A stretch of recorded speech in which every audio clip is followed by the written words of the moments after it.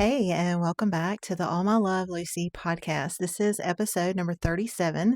We're so glad you're here with us today. Your continued support truly means the world to us, and we're just grateful that you choose to spend your time with us as we uncover and honor our grandparents' remarkable love story. We're hoping to return to our video episodes soon with Megan, hopefully in January. But in the meantime, we hope you're enjoying these audio episodes just as much.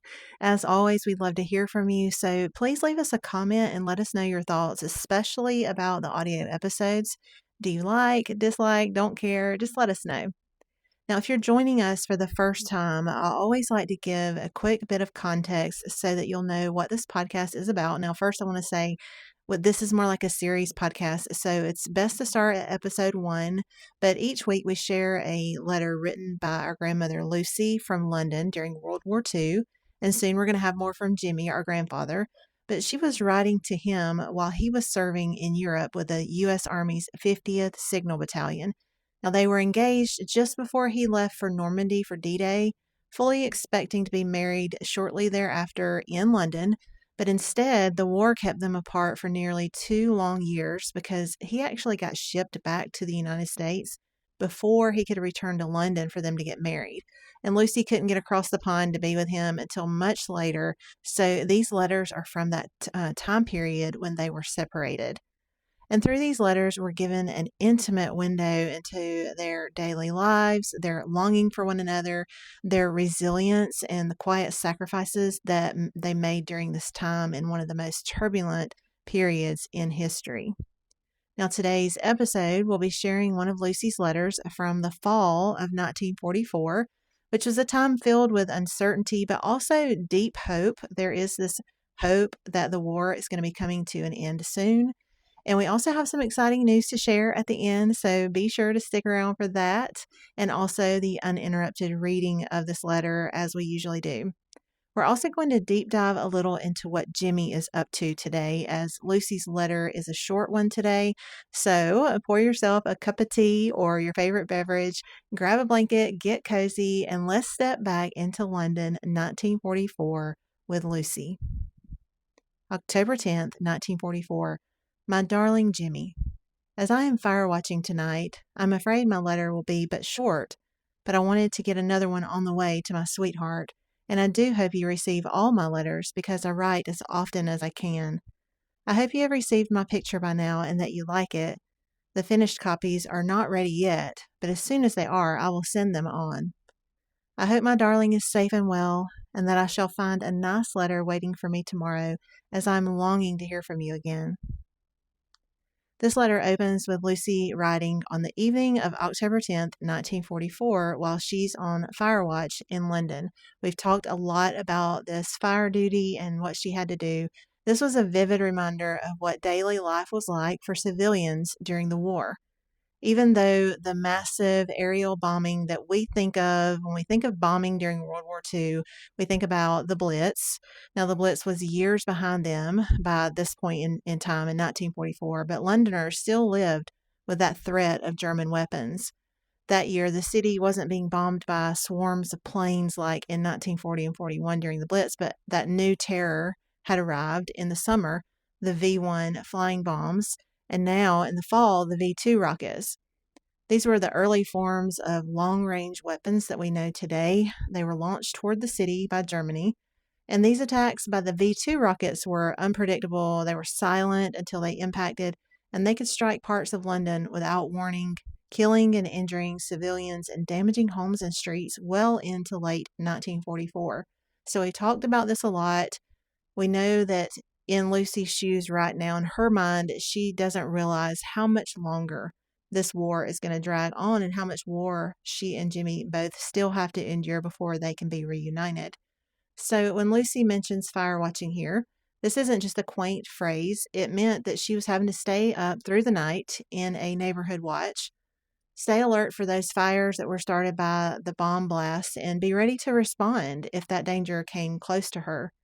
Women and men volunteered for this duty, and we have a very specific episode that we detail all of this.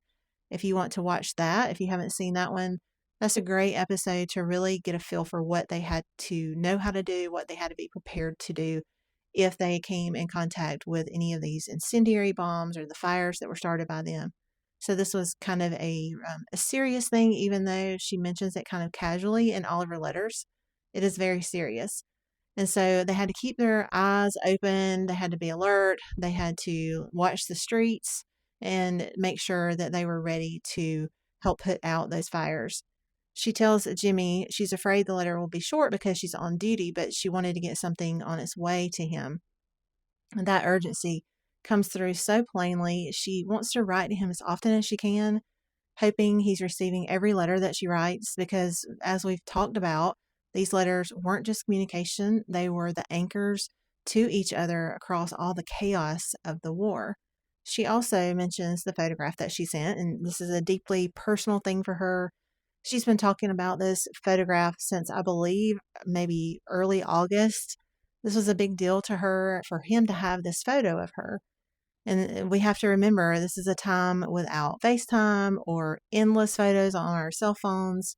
So that printed photograph that she had made intentionally and a lot of effort behind it was precious. And so it was a way for them to see each other, to hold a piece of each other's presence across all the miles that they were apart from each other, across all that uncertainty. We've talked a lot about this.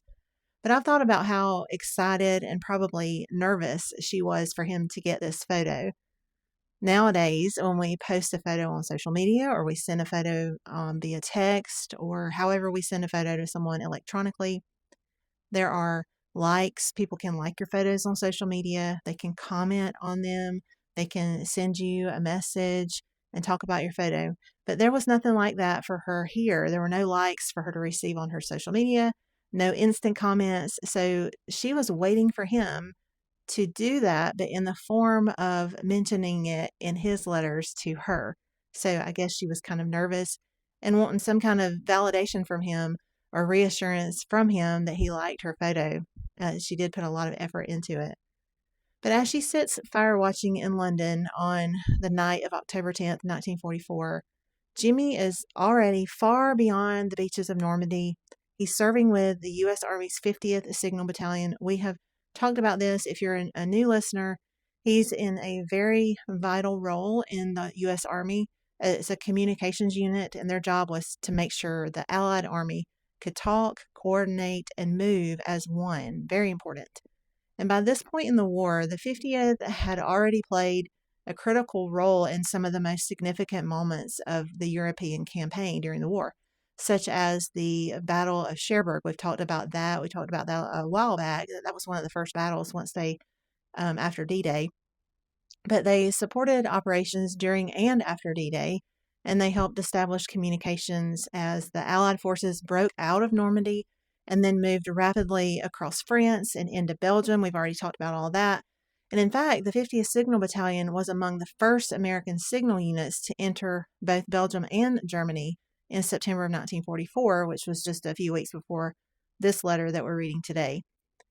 By October, Allied forces were pushing toward the German Rhineland, and that meant Jimmie's unit was constantly on the move. They were laying miles of wire, repairing lines that were damaged by shelling or rapid troop movement, and they were setting up radio and telephone networks so that commanders could direct operations in real time, and we know how important that would be. Now, talking about the weather, we've mentioned this. I mentioned this maybe an episode or two back, if you remember. We had talked about how October weather was really, really bad this year. It was raining almost every day. The vehicles were getting bogged down in the mud. And so this definitely made their already difficult tasks even more difficult. And in our wonderful book that we love so much, Michael Godbout wrote, he details in this book, in Key to Command, on page 231, it says, rain and mud added to the difficulties, making it hard to get around both on foot and in vehicles, and caused poles and guy stakes or anchor stakes to sag and fall. And so without units like the 50th, the advance of the Allies simply could not have happened. I can't imagine that had it not been for them, or had they not been able to be successful at the communications part, there would probably have been a very different outcome in the war. Their work often took place just behind the front lines. We've talked a lot about the danger that the Signal Battalion faced. They were sometimes under fire. They were always under that pressure of making sure that the lines were connected. And with this, they saw casualties and injuries. And there were several in October that I wanted to mention. And I'm again reading from Key to Command by Michael Godbout. On pages 232 and 233 specifically, it says, throughout the month, the core area was subjected to repeated enemy shellings and air attacks. On October 3rd and 4th, 1944, the area was rocked by the shelling of Aachen, and we talked about that a couple episodes ago, the Battle of Aachen, and where they were at this time. It goes on to say, enemy planes often dropped anti-personnel bombs and flares, keeping the men in muddy foxholes. The next day, October 5th, 1944, Private Harry C.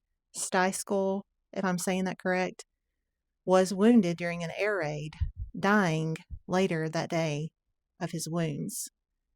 And then the night of October 9th, 1944, which was the night before this letter was written by Lucy, Private First Class Vernon L. Ahrens was wounded in the foot during an air raid while in the A Company area, and the A Company is what Jimmie was part of. And there are more of these instances that we'll get to later on in the month, but October was rough. It was a rough month for all of them. On pages 234 and 235 of Key to Command, I want to read this also because, and again, I've talked about this book a lot. I've talked about how this book has just been our map, our revelation to Jimmie's activity, what he was doing, everything he was a part of. We knew nothing, and now we know everything pretty much. And so a lot of this is just such a treasure for us because we can really get a grasp on what Jimmie was going through. And I encourage you, if you are interested in World War II history at all, or the Signal Battalions, or any of this book is really well done. It won a bronze medal in the military history awards. It's a very well written. He interviews Michael Godbout interviews not all the veterans, but a lot of veterans throughout this book, and they tell stories from firsthand accounts of what they experienced and what they saw. It's just a really, really great book. So if you're interested at all, we'll drop the link in the description for you to go and get that book. It's on Amazon. I can't remember where he said it was also, but you could just Google it. Key to Command by Michael Godbout, Godbout. So if you're interested in that, I just wanted to tell you that because I think this is just a really great book. So back to pages 234 and 235. I'm going to read this because in the middle of all this that they're going through, October's been difficult with the weather and the injuries and casualties. But I want to read this part because there is a little ray of sunshine, a little ray of hope. First, it says that October was, on the whole, an uncomfortable and costly month for the battalion. There was insufficient work to keep all the wire teams occupied and practically no facilities for any worthwhile recreational activities. Reading of magazines and books and writing lengthy letters became the chief outlet for the men's energy. And we have some exciting news to share at the end about this, but that's a side note. It goes on to say, athletic activities were curtailed due to the weather. On October 9th, 1944, again the day before Lucy's letter here, First Lieutenant Victor H. Johnson was named Special Services Officer.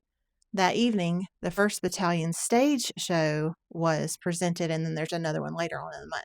So just wanted to share that's just a little bit of their outside of their war duties and what they were involved in, some of their personal recreational time, what they were doing and what they were part of. So while Lucy worries about her letter being too short, whether he's safe and whether he's received her photograph, Jimmie is part of this 50th Signal Battalion, quietly helping drive the war forward, keeping the voice of the Army alive across the front lines as history unfolds around him and the war moves closer to its end. So when Lucy writes, I hope my darling is safe and well, it's not just wistful romance. It's a real gut-wrenching concern shared by families everywhere during this time. Soldiers were moving from battle to battle, and communication was scarce and precious. And on the home front, civilians like Lucy waited and watched and ran to the mailbox every day looking for letters and praying for that next letter to arrive so they would know that their loved one was okay.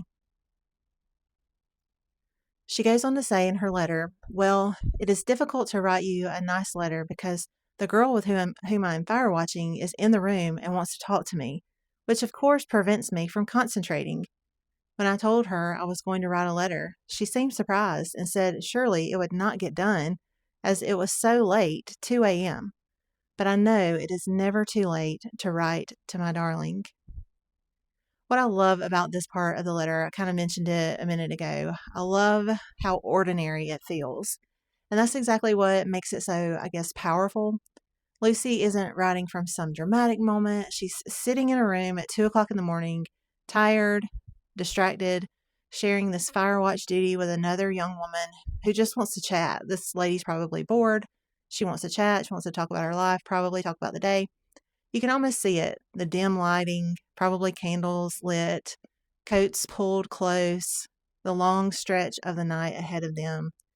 It's October. It's chilly. We've heard her mention how cold it was last time or the time before. As we have learned recently, fire watching was communal. People rotated shifts and kept each other awake. They would sleep in shifts when they were paired up like that, and they talked to pass the time. And here's Lucy. She's trying to focus with her pen in hand, pulled between duty, exhaustion, and the overwhelming need to write to Jimmie because she knows how important that is to get a letter to him. This other woman is surprised she's even attempting a letter at that hour, which tells us just how late, how weary, and how exhausted Lucy must have been and probably looked to this lady. But Lucy's response to her is everything. It's never too late to write to my darling. That line says so much about their relationship. I love their relationship. There's so many special parts of their relationship. Sometimes it's like I'm not really talking about my grandparents. It's like just this romance novel of these two characters who are so in love. But this is real life. These are real people. My grandmother, now Jimmie, had already passed away before I was born. I never got to meet him. But I know that she carried her deep, deep love for him till the day she died. And I remember that about her. She loved him. This deep love that they had and they experienced during the war, it continued. Writing to Jimmie to her was not a chore or something that she did out of just obligation. She didn't want to put it off. It was a priority in her life. It didn't matter how late it was or how distracted she felt or how tired she was. If she could just get a few words down, she was going to do that for him. And there's something else quietly important here. Letters were often written in shared spaces like this with Lucy and this lady in the fire duty. They usually had very little privacy, especially Jimmie. Think about Jimmie and when he would write back to her. He probably didn't have much privacy to write those letters. Love was expressed in snippets, in hurried moments, in corners of rooms during night watches. This wasn't a carefully staged romantic scene. It was love threaded into real life, into the wartime routines, into moments that were stolen from exhaustion. And this paragraph here reminds us that these letters weren't written under ideal conditions.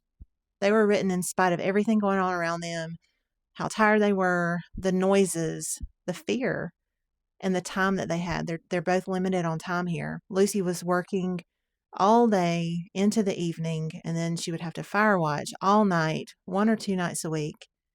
But maybe that's what makes these letters and these words so meaningful, because we know all that. Lucy writes because she needs to, because connection mattered more than comfort.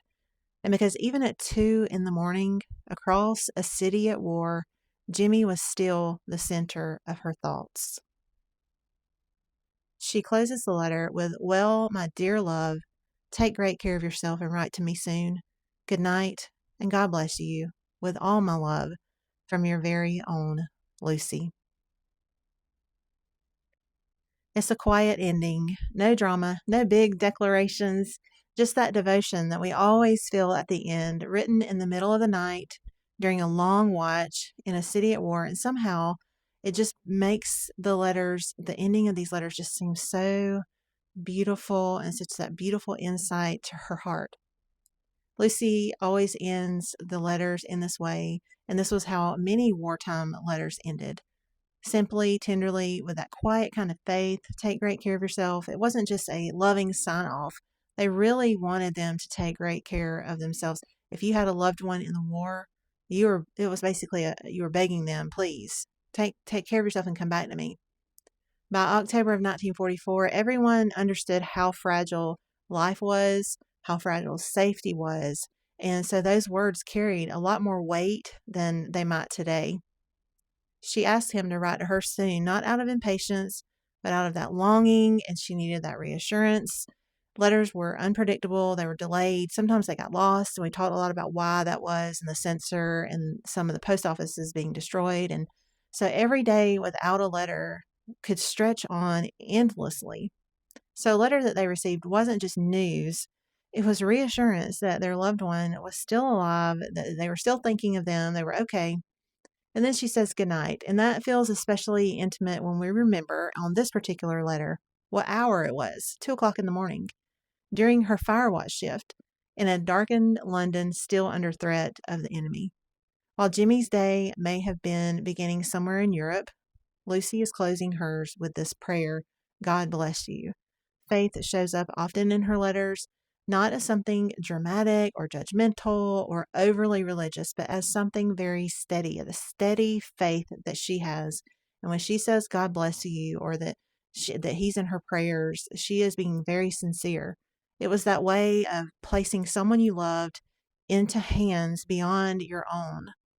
And finally, she always signs off with some sweet, um, with all my love, or some kind of salutation that, or if that's what it's called, I think that's what it's called, something like that that says, declaring her love with all my love from your very own Lucy. We talked about belonging to one another. She always signs off that way, followed by those X's at the end, those kisses we talked about last time. And those kisses matter. They're small, deliberate, very personal, and they're those tiny marks of affection that are meant to be felt as much as they are read. In a world shaped by distance and uncertainty, they were experiencing all of this, the distance, the uncertainty, the fear, the not knowing when they were going to see each other again. This is how love traveled and how love endured. Now, this letter may be short, but it's so full of meaning, as all of her letters are. It shows us how love lived in the margins of wartime life, in those stolen moments during late night hours like this, shared rooms with other people, and those quiet acts of devotion. Lucy didn't need the perfect setting or didn't need to be able to say the perfect words. She just needed the chance to write to him. Through these letters, we're reminded that history isn't only shaped by battles and headlines, it's shaped by people like Lucy and Jimmie and their love, by their patience, their resilience, and how they carried all of this across oceans on thin sheets of paper.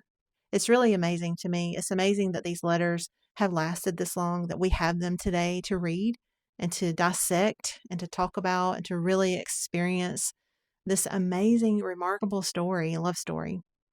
Now, in our next episode, of course, we'll continue following Lucy and Jimmie's story and follow them through the fall of 1944, which again is a season that's still filled with uncertainty, that still they're not sure about the war. They think it's going to be coming to an end soon, but there's a lot going on. But the surprise I was talking about that we have is that we have another letter from Jimmie to include in our next episode. Now, it's not very lengthy, and we talked about that before, how Jimmie's letters didn't have a lot of detail, and I'm sure that he could not say a lot. So his letters are not very long, so we're going to include it in our next episode. Lucy's letter is also not very lengthy, so we're going to combine the two on the next episode. But I really can't express how excited I get when I find another one of his letters in the order of letters, and that we're able to share one of those letters with y'all. And we should be sprinkling more and more of them into the episodes from this point forward. As the war presses on and the distance between them stretches, these letters are going to become more detailed. Like I said, we're going to bring more of Jimmie's letters in, and we're going to continue to offer this story to you all. We hope you're really enjoying it.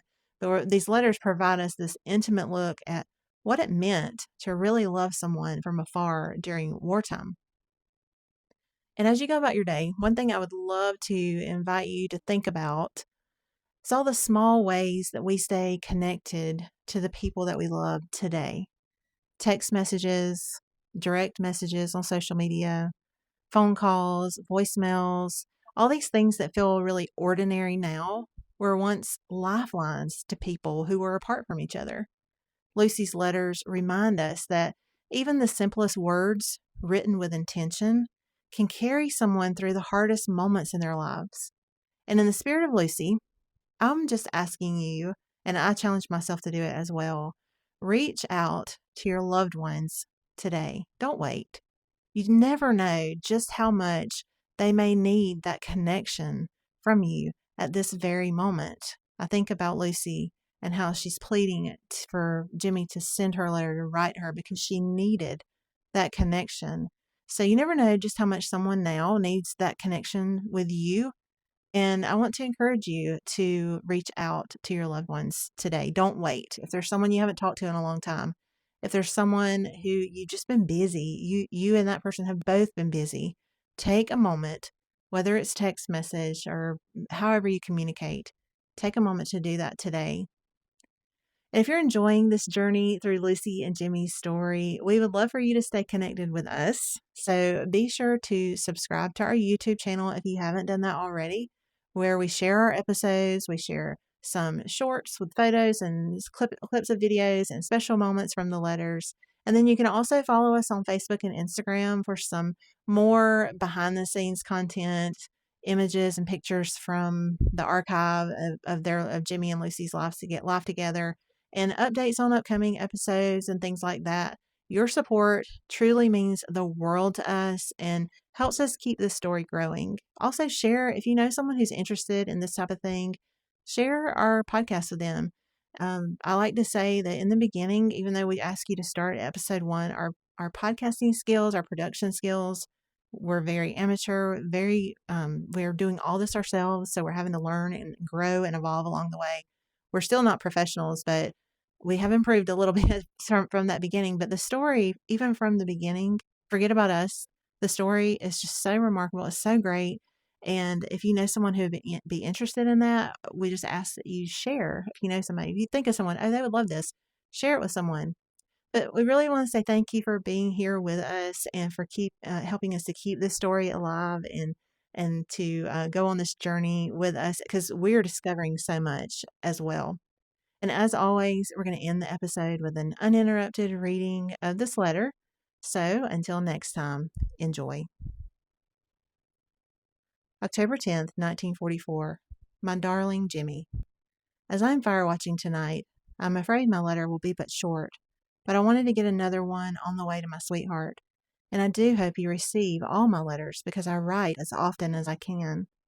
I hope you have received my picture by now and that you like it. The finished copies are not ready yet, but as soon as they are, I will send them on. I hope my darling is safe and well and that I shall find a nice letter waiting for me tomorrow as I'm longing to hear from you again. Well, it is difficult to write you a nice letter because the girl with whom I am fire watching is in the room and wants to talk to me, which of course prevents me from concentrating. When I told her I was going to write a letter, she seemed surprised and said surely it would not get done, as it was so late, 2 a.m. But I know it is never too late to write to my darling. Well, my dear love, take great care of yourself and write to me soon. Good night, and God bless you, with all my love, from your very own Lucy.